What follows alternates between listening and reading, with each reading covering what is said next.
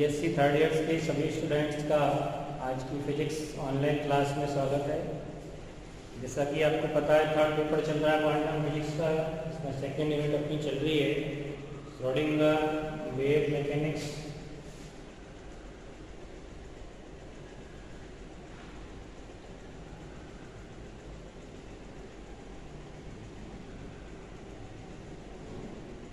Wave mechanics की way of question.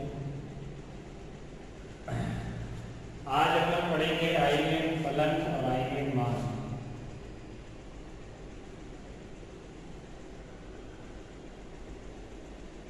Eigen फलन एवं आइगन मान।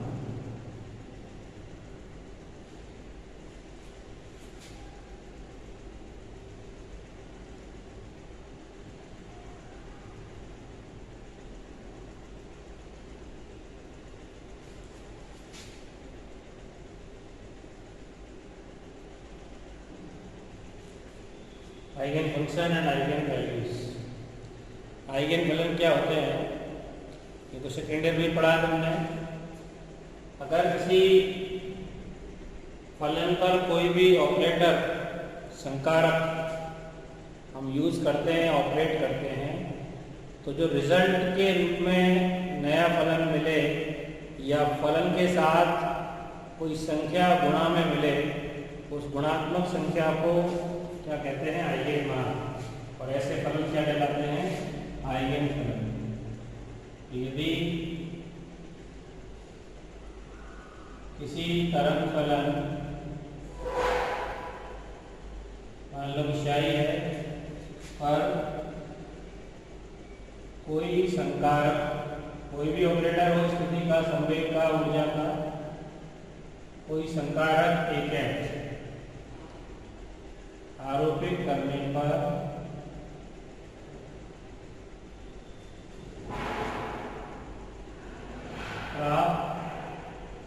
फलन का संख्यात्मक गुणांक, संख्या में जो गुणांक प्राप्त होगा आइगन मान कहलाता है।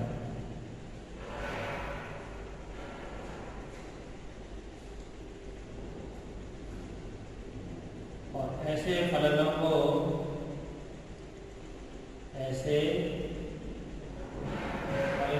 क्या कहते हैं? आइगन फलन कहते हैं।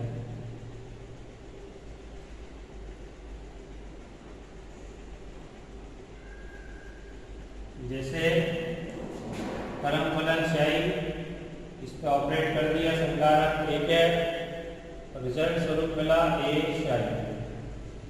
एक क्या है? संख्या है प्योर गुणा में जो मिल रही है तरंग फलन के साथ, इस संख्यात्मक मान को अपन बोलेंगे आइगन मान। और ये जो फलन है वो कहलाएगा आइगन फलन। अब एक चीज होती है आइगन फलन की अपभ्रष्टता। आइगन फलनों की अपभ्रष्टता, degeneracy of eigen function.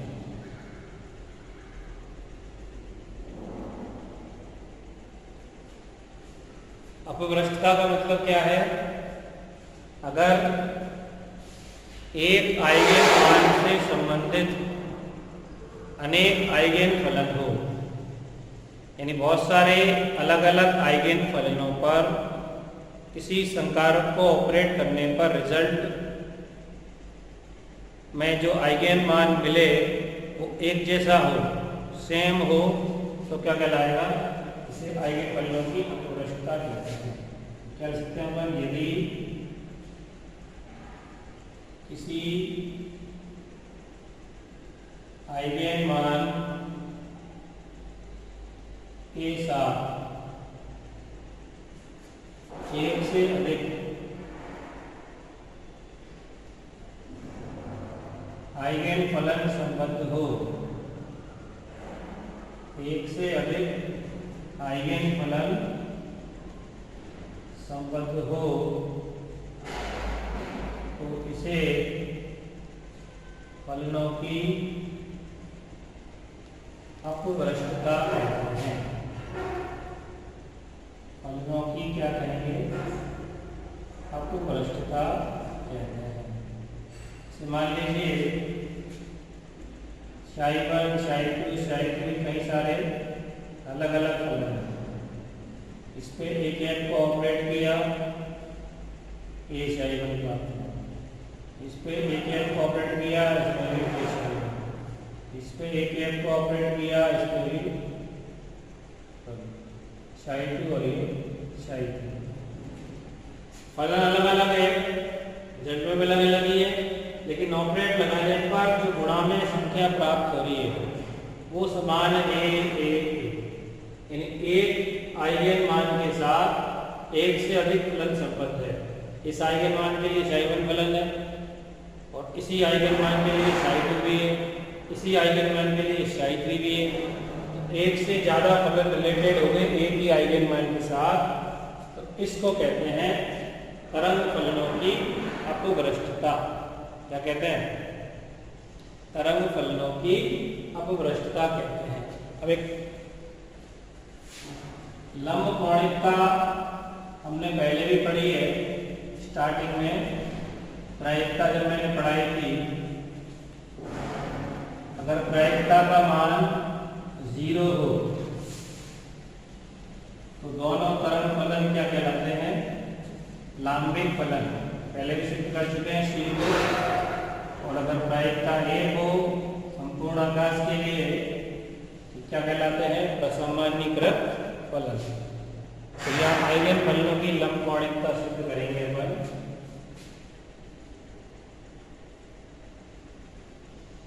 Eigen फलनों की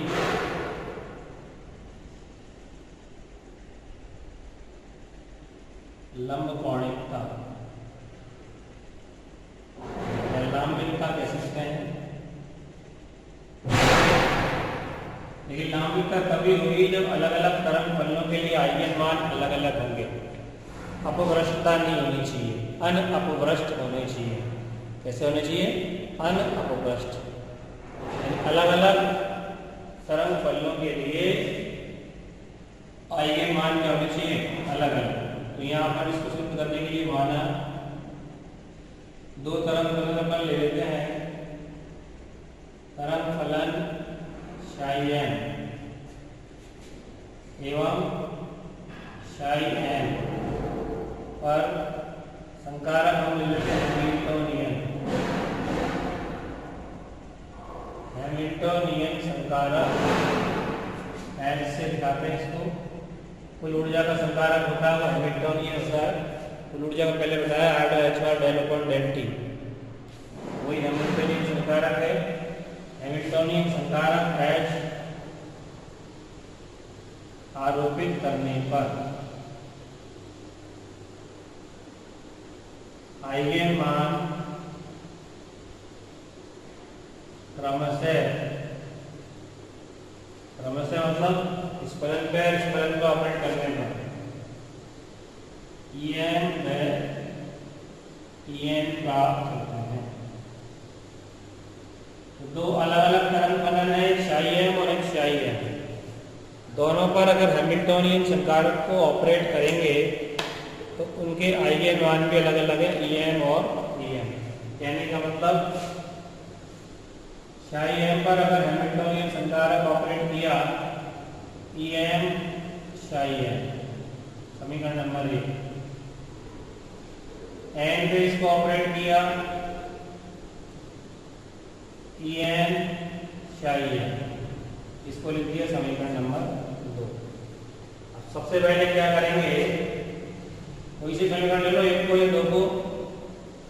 समीकरण 2 को अब इसमें शाई n है, इसके संयुग्मी संकारक होता है स्टार, उससे गुणा करके आयतन समाकलन कर लेते हैं। तो समीकरण 2 को शाई m स्टार से गुणा करके आयतन समाकलन करने पर आयतन समाकलन कर दें और गुणा कर दें इसको। Psi M star at psi M, आयतन समाकलन डी भी लिख दो या डी टो लिख दो, बराबर इधर भी गुणा करेंगे। Psi M star E N psi M D. अब यहाँ से एच साई एन जो है समीकरण 2 को अपन ने कर दिया गुणा, एच साई एन के लिए कर सकते हैं, देखो यहाँ से E N psi N, H psi N के लिए लिख दो ई एन साई एन। अब पहले साई एम स्टार का मान यहाँ पे लिखेंगे, समीकरण 2 को अपन ने साई एम स्टार से गुणा कर दिया। अब गुणा करने के बाद इसका आयतन समाकलन ले लिया, दोनों तरफ साई एम स्टार से गुणा किया, इधर भी और इधर भी, और आयतन समाकलन अपन ने ले लिया। अब साई एम स्टार या एच साई एन है, इसकी जगह अगर अपन मान रखेंगे, लेफ्ट साइड को कैसे रहने दो, समाकलन psi M star H psi N D V बराबर ई एन को बाहर निकाल दो इसमें से, और समाकलन हो गया psi M star psi N D. अभी इसको अपन लिख देते हैं समीकरण नंबर 3। आइगन मान है जो संख्या होती है प्योर, उसको अंदर रखो बाहर रखो कोई दिक्कत नहीं है, तो बाहर लिख के अपन ने लिख दिया। अब इसके बाद समीकरण 1 का संयुग्मी ले लो, समीकरण 1 का संयुग्मी लेने पर 1 का संयुग्मी तो उसको स्टार लगा दो, एच साई एम स्टार बराबर E M psi M star, या एच साई एम स्टार बराबर हैमिल्टनियन संकार का स्टार कोई नहीं है, फलन में लगाना है, E M star psi M star. लेकिन चूंकि पहले अपन सिद्ध कर चुके हैं आइगन फलन एक ही होता हमेशा, इनका आइगन मान उनका सही में कुछ नहीं होता, ई एम स्टार और ई एम बराबर ही है, एच साई एम स्टार बराबर ई एम स्टार की जगह केवल ई एम लिख दो साई एम स्टार। समीकरण नंबर हो गया ये 4। अब 3 की और 4 की एक साइड को बराबर करनी है। अब इसमें psi M star psi M है, इसमें साई एम स्टार ऑलरेडी है, तो इस समीकरण 4 को साई एम से गुणा करके आयतन समाकलन ले लो। समीकरण 4 को साई एम से गुणा करके, जैसे पूरे में स्टार लगा लो कोई दिक्कत नहीं है, साई एम से गुणा करके क्या करना है, आयतन समाकलन ले लूंगा।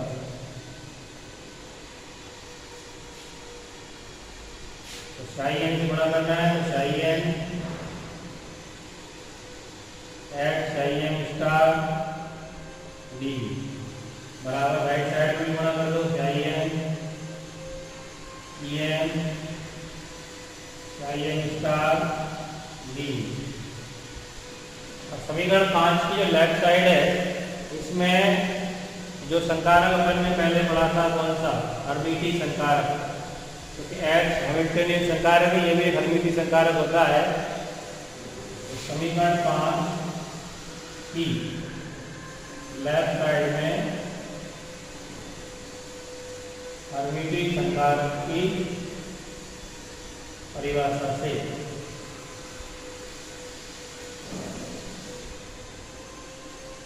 हर्मिटी संकारक की परिभाषा पढ़ी अपने पिछली क्लास में, इससे पहले जो अपन ने क्लास ली है उसमें। तो ये इसका मतलब क्या आएगा, साई एन को पीछे लिखने बाद लिखिए H psi N star psi N D V बराबर, लेफ्ट साइड यही H psi N star psi N D V बराबर क्या लिखेंगे, समाकलन चाहिए इसका एच चाहिए डी। ठीक है, ये लिखेंगे। तो लेफ्ट साइड समीकरण 5 की क्या हो गई, चेंज करके लिखो। अब समीकरण 5 को दोबारा लिखेंगे, तो इसकी जगह क्या आ जाएगा, समाकलन चाहिए स्टार एच चाहिए डी बी बराबर ई एम को बाहर निकाल दो क्योंकि संख्या है खाली, और समाकलन चाहिए स्टार डी चाहिए नहीं।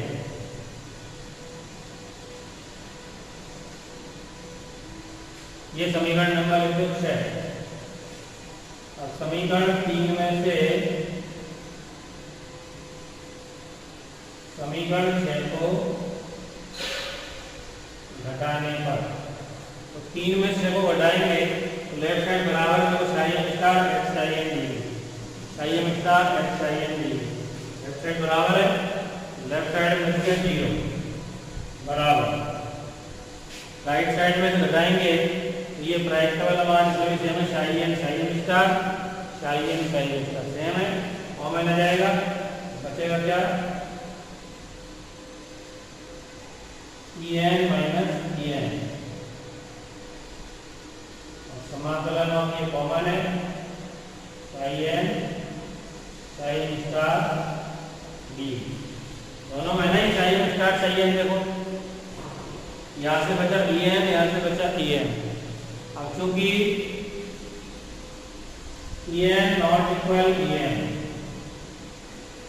दोनों तरंग फलनों के आइगन मान अलग अलग है, तो बराबर नहीं है, en minus en not equal 0, और ये 0 के बराबर नहीं है तो ये 0 होगा,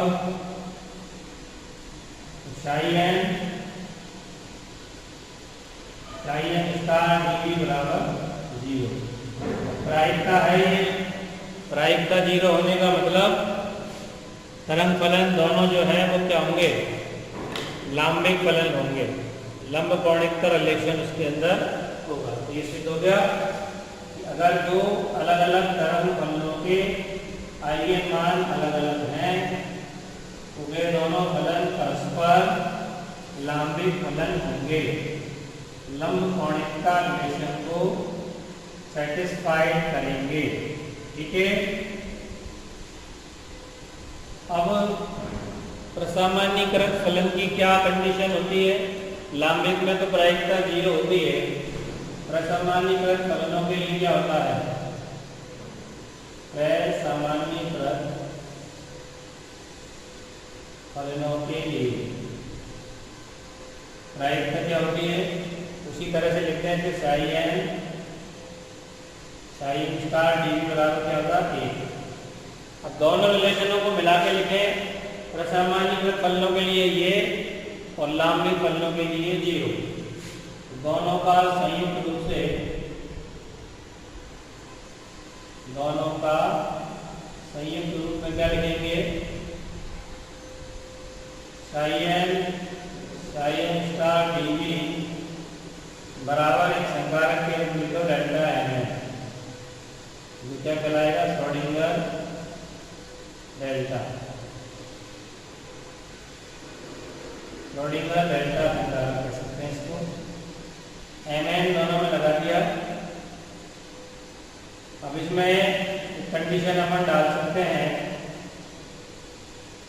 यदि m इक्वल टू m और m बराबर है, दोनों एक ही फलन है, तो डेल्टा mn का मान हो जाएगा 1, यानी प्रायिकता 1 आ जाएगी। और यदि m नॉट इक्वल m अलग अलग फलन है तो डेल्टा mn बराबर हो जाएगा 0। जैसे कि अपन ने सिद्ध किया दोनों फलन अलग अलग है, m और n बराबर नहीं है, उनके आइगन मान अलग अलग है, फलन अलग है, डेल्टा mn का मान 0 आता है। ये रिलेशन में सिद्ध हो गया लांबिक के लिए। कंप्लीट दोनों का मिला के कंबाइंड रूप भी हो गया कि अगर m और n इक्वल है तो प्रायिकता 1 आ जाएगी, डेल्टा mn का मान 1 हो जाएगा, जो कि श्रोडिंगर डेल्टा संकारक कह सकते हैं। डेल्टा mn क्या हो जाएगा 0 हो जाएगा। ठीक है, तो ये आइगन फलन और आइगन मानों की कहानी हुई। अब इसके बाद नेक्स्ट टॉपिक जो अपन पढ़ेंगे उसका नाम है तथ्यात्मक चरों के प्रत्याशा मान।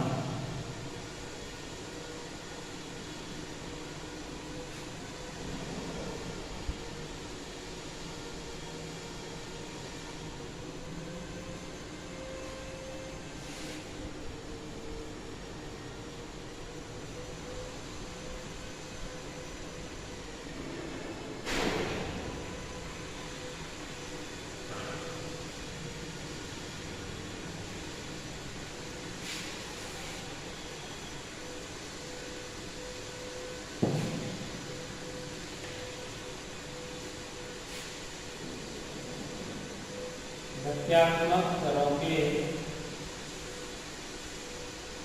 प्रत्याशा मान।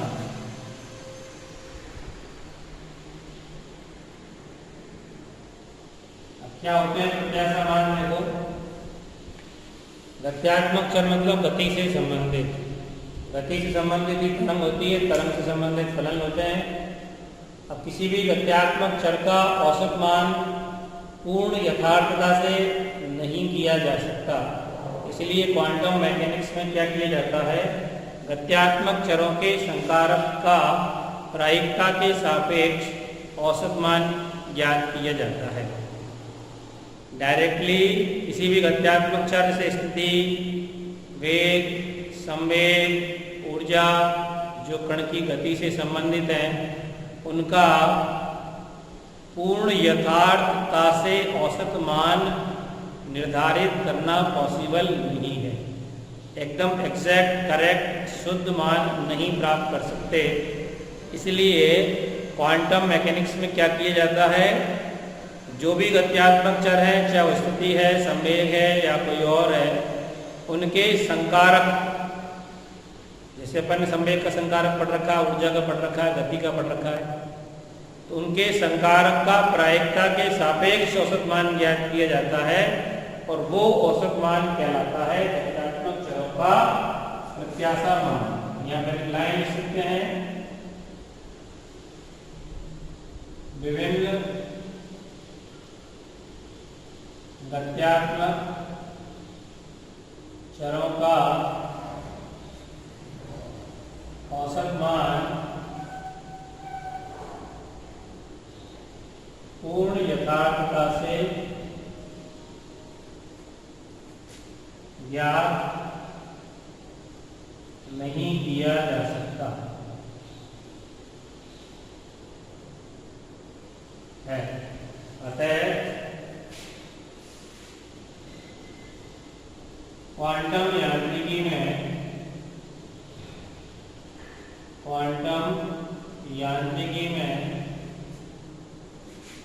गत्यात्मक चरों के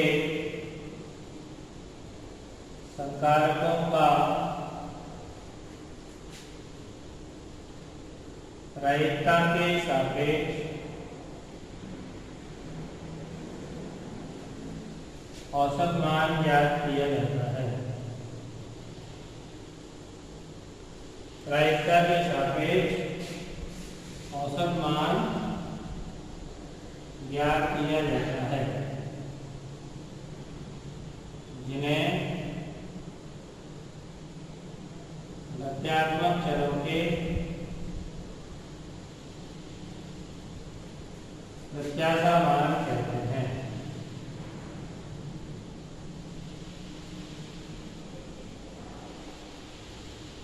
तो गत्यात्मक चरों के संकारकों का प्रायिकता के सापेक्ष औसत मान क्या कहलाएगा, प्रत्याशा मान कहलाएगा। तो कोई भी संकारक जैसे ए है, एक का प्रत्याशा मान क्या आएगा, साई स्टार एक साई आयतन समाकलन बटे प्रायिकता कैसे लिखते हैं, साई स्टार साई की संपूर्ण आकाश की प्रायिकता हुई और ये प्रायिकता का टोटल संकारक का गत्यात्मक चर का टोटल में प्रायिकता हो गया, औसत मान हो गया, ये कहलाएगा। क्या चीज है, गत्यात्मक चर का संकारक। गत्यात्मक चर कोई भी हो सकता है, स्थिति, वेग, संवेग, गतिज ऊर्जा, कोई भी। ठीक है। अगर फलन कैसे हो, असामान्यीकृत, यदि फलन असामान्यीकृत हो तो प्रायिकता साई स्टार साई डीबी का मान कितना होता है, 1। तो इसकी जगह अपन ये लिख सकते हैं, तो प्रत्याशा मान 1 है बराबर क्या हो जाएगा, साई स्टार 1 है साई डीबी। बटे में 1 लिखने की जरूरत नहीं है, क्योंकि बटे में 1 की कोई इंपॉर्टेंस नहीं होती। लिखो लिखो नहीं लिखो, प्रायिकता 1 हो गई। असामान्यीकृत फलनों के लिए तो इसको 1 लिख सकते हैं। अब जैसे स्थिति का प्रत्याशा मान लिखे नंबर 1, अपने गत्यात्मक चर जो है वो स्थिति है, संवेग है, ऊर्जा है, गतिज ऊर्जा है। तो स्थिति का प्रत्याशा मान, इसको अपन x सिंबल करके दिखा दें, स्थिति x है तो x डायरेक्शन में तो x लिख देंगे, y डायरेक्शन में तो y लिख सकते हैं।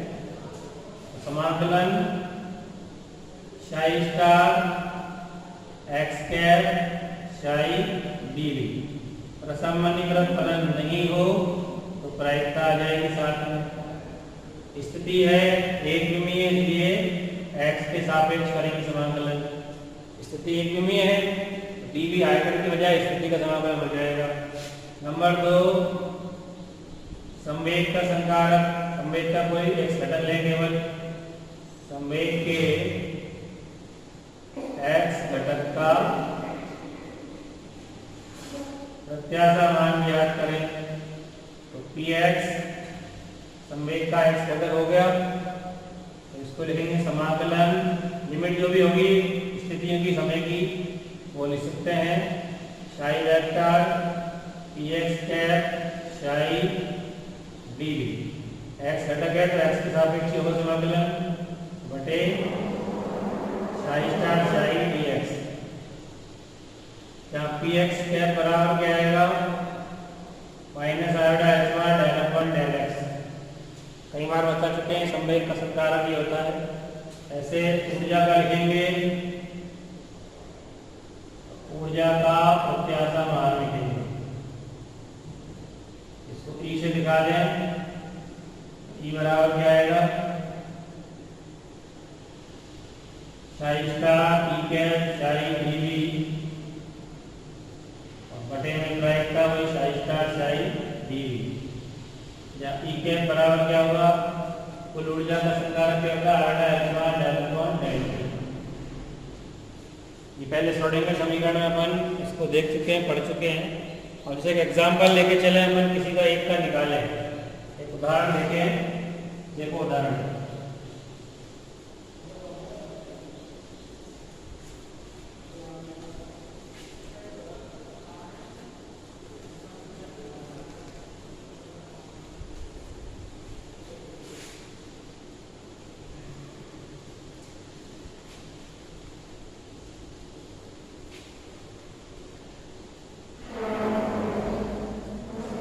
एग्जाम्पल देखो, ये माना कोई कण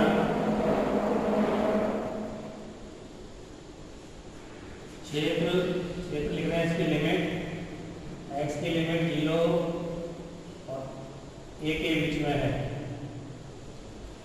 क्षेत्र में गतिमान है, इसकी गति से संबद्ध तरंग फलन दिया हुआ है। साई एक्स बराबर स्थिति का है, केवल एक्स के सामने ले लें, √2/a sine pi x upon a। तो स्थिति एवं संवेग का, स्थिति एवं संवेग का प्रत्याशा मान ज्ञात कीजिए। इस तरह का सवाल एग्जाम में पूछा जाएगा। स्थिति और संवेग का प्रत्याशा मान ज्ञात कीजिए। फील्ड की लिमिट हो गई 0 से a और तरंग फलन का मान ही होगा। सबसे पहले स्थिति का ज्ञात करें। देखो स्थिति का प्रत्याशा मान निकालेंगे। तो अभी मैंने सूत्र बताया था इसका निकालने का, समाकलन psi star x Sai x क्या ले सकते हैं dx, एक में है केवल x के साथ समाकलन होगा बटे साई स्टार साई dx। अब साई का मान अपने को दिया हुआ है सवाल में। अब चूंकि ये पूर्णतः ओरिजिनल मान है, इसमें x या आयोडा का कोई योगदान नहीं है, इसलिए इसका संयुग्म भी यही रहेगा सेम। तो इसमें मान रखें अपना समाकलन, तो साई स्टार का मान यही आएगा √2/a sin पाई x/a। x कैप की जगह x हो गया और साई की जगह वापस वही मान √2/a sin पाई x/a और dx, और बटे में साई स्टार का मान सेम है √2/a sin पाई x/a into √2/a sin पाई x/a dx। अब √2/a गुणा √2/a 2/a हो गया, नीचे भी 2/a बाहर आएगा समाकलन से और ये कट जाएगा। तो ऊपर क्या बचेगा समाकलन में, साइन और साइन साइन स्क्वायर हो गया इंटू x dx, और नीचे केवल क्या हो गया sine square pi x/a dx। अब साइन स्क्वायर का समाकलन अपन कर सकते हैं, इसका कर सकते हैं फर्स्ट इंटू सेकंड का लगा के, और जो मान अपने को मिलेगा वो प्रत्याशा मान होगा। इससे ऊपर वाले का सॉल्व करते हैं अपन। फर्स्ट इसको चले x को, सेकंड का समाकलन यानी sine square pi x/a dx minus integration first का अवकलन x का ही हो गया, सेकंड का समाकलन होगा sine square pi x/a dx। x की लिमिट हो गई 0 से a, इसकी भी 0 से a, इसकी भी। अब साइन स्क्वायर के समाकलन अपन ने बहुत पढ़े हैं पहले भी, साइन स्क्वायर या कॉस स्क्वायर दोनों का समाकलन a/2 होता है। a लिमिट है तो a/2 हो जाएगा, इसका मान क्या आएगा, और बटे में भी यही मान आएगा साइन स्क्वायर का, sine square pi x/a dx, limit हो जाएगी 0 से a। अब इसका जब समाकलन करेंगे अपन और लिमिट रखेंगे, ये तो x सही है, इसका a/2 आ गया, माइनस इसका भी समाकलन हो जाएगा a/2, और नीचे भी समाकलन हो गया a/2। x की लिमिट भी रखेंगे इसमें, तो ये हो जाएगा पूरा मान, x की जगह a आएगा तो a² हो गया, इधर से a/2 हो गया, और नीचे से a/2 का भाग लगेगा तो ये a/2 का कट जाएगा, केवल कितना रह जाएगा मान a/2। तो ये इसका प्रत्याशा मान आ गया। ऐसे ही मान इसका निकाल सकते हैं, संवेग का भी प्रत्याशा मान ज्ञात कर सकते हैं। संवेग का जो px की हम अपन लेंगे, px का मान क्या है -r/h/del/x, इसको यूज करेंगे। वही समाकलन करना है तुमको, मैथमेटिक्स के स्टूडेंट हो, समाकलन करने में एक्सपर्ट हो सबके साथ, तो इसी तरह से इसको हल करके मान ज्ञात कर सकते हैं। ठीक है, आज की क्लास में इतना ही काफ़ी है, अगली क्लास डिस्कस करेंगे। Thank you.